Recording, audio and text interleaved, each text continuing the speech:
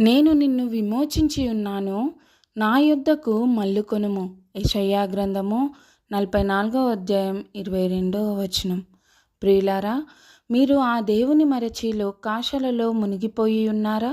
ఆ దేవుని విడిచి స్నేహితులో, బంధువులో ఎవరో ఎక్కువ అనుకున్నావా? లేక నీకే తెలియకుండా వారికి దేవుని కంటే ఎక్కువ సమయాన్ని, స్థానాన్ని కేటాయిస్తున్నావా? నీకు తెలియకుండానే నీవు ఎక్కువ అనుకున్న వారి వల్ల పాపంలో పడ్డావా? లేదా తెలిసి తెలిసి ఆ దేవుని మరిచి పాపంలో నీ కాలు చిక్కుకుందా? ఈరోజు ఆ దేవుడే నీతో మాట్లాడుతున్నారు. ఆయన వైపు నిన్ను తిరగమని చెప్పుచున్నారు. నీ పాపములు తొలగించి నీకు విమోచన అనుగ్రహించి ఉన్నాను. ఒక్కసారి నన్ను చూడు, నా వైపు తిరుగు. నీవు ముఖ్యం అనుకున్నవారు నిన్ను పాపంలో పడేసి నీ అవసరం తీరాక నిన్ను వదిలేసి వెళ్ళిపోయారా? లేదా నీ బాధను చూసి నవ్వుకుంటున్నారా? కానీ నేను నీ కొరకు నా ప్రాణం పెట్టాను, నా వైపు తిరుగు అని ఆ తండ్రి మిమ్మను వేడుకొంచున్నారు.